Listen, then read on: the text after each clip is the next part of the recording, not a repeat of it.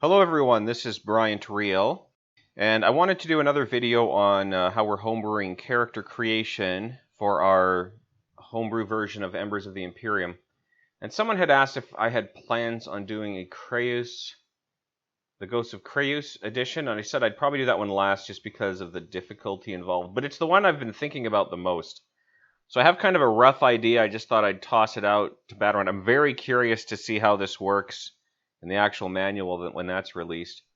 But I just kind of wanted to go through what I've come up with and see if I can get any feedback on it. And so what I was looking at with the ghosts is something that's a little alien even to the aliens of Twilight Imperium 4. And I was thinking something I want to make sure that there's something that's kind of flexible and interesting but not overpowered. And so that's what I'm kind of trying to shoot for here. So for starting stats, I'm going with Brawn 2, Agility 1, Intellect 3, Cunning 2, Willpower 3, and Presence 1 with 90 XP. And for the abilities, I was going to give them the ethereal property. So this means that if the ghosts are not in their suits, their runic carved suits, and they're not near their homeworld or the Creuss gate, then they can't really maintain a form. They just kind of become these ethereal, wispy beings of light and energy. And this makes it difficult for them to interact with matter or with the people around them. And so, they wouldn't be able to, pilot a ship or anything like that. And in addition, communication would be difficult. So I was thinking an average difficulty discipline check in order for them to, get any ideas across to the people around them.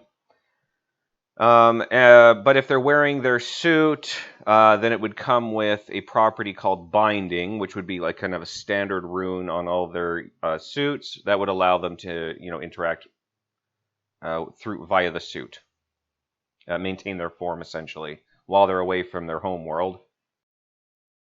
And so in alignment with that, I was going to add a proficiency specifically for them called Runic Inscription, which would be an intellect-based skill. And this would be, they'd start with 1 rank in this, and the description is they can inscribe runes of a complexity up to their rank in Runic Inscription, and I'll get to these a little bit later. And then they can engage runes up to levels equal to their ranks in Discipline.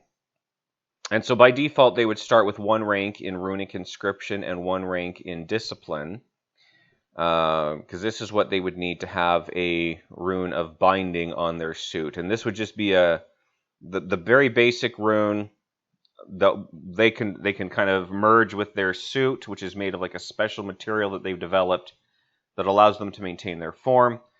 And through this rune, they're able to kind of fuse to that suit and use it like we do a body. Or to help them maintain their form, essentially. And so that binding rune, they need the rank in Runic Inscription in order to have made this suit, although I guess they could have somebody else do it, but also 1 rank in Discipline in order to maintain this rune's activity. So then I was going to have the option that they could use their Runic Inscription ability to try to carve other runes into their suit so they can gain other abilities. So for example, I have right now I'm just calling it Quantum Wormhole Gate. It seems like a very ghosty thing to have. They'd be able to teleport a range band as a free action.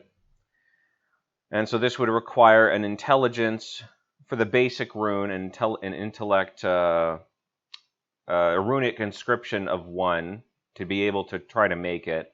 And I was thinking there's got to be a time penalty, like maybe a week to carve a basic rune or something, or a cost. I haven't really decided yet. And then do a check at the end to see if it succeeded. And if they're able to carve this into their suit, then if they have enough proficiency in Discipline, they could activate it. They need 1 proficiency rank just to be bound to the suit, but let's say they have 2 ranks in proficiency, they could also activate 1 level of Quantum Wormhole Gate, and that means at any point they can teleport a range band as a free action. And this would also be ranked. So if they wanted to do a level 2 quantum wormhole gate, which will let them do 2 range bands, or, you know, from medium to long range or long to extreme sort of a thing. I was thinking movement rules in terms of range bands. So if they wanted a level 2 quantum wormhole gate, they would need to make a Runic Inscription intelligence check for 2. You know, they'd have to have 2 ranks in that in order to be able to try to make it.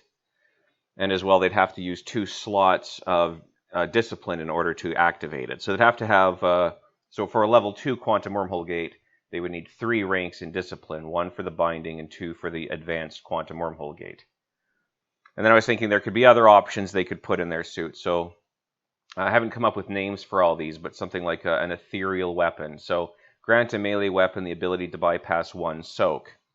And so they could make a slot for this, and again, they could rank it. So, you know, they could put a higher level in for 2 soak or 3 soak. So it's basically got piercing. They can give any of their melee or brawl weapons piercing. I was thinking of an ability called Spirit Tremor. So cause, you know, basically like an energy pulse that kind of emanates from their body. Cause every non-Creuss in engaged range to make a contested discipline check or to be disoriented 1. Also ranked, and you could increase the disorient effect. I was thinking an enhanced attribute. So just choose an attribute. So enhanced brawn, enhanced attribute by 1 point. And this might be, you know, you might have to determine if it's more complicated to put in. Or the other one I was thinking is distant reach. So perform a melee attack from 1 additional range band away, as per rules of movement again. So, and again, you could rank it. So you could be able to attack, you could punch somebody from 2 range bands away, potentially, if you had 2 ranks in distant reach. So I think I could come up with cooler names for these.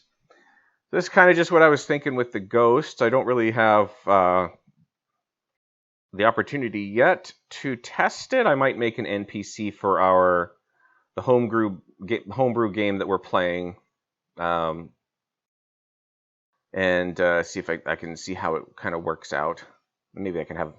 Oh shoot! I hope none of them watch this, but maybe I can have. They probably won't.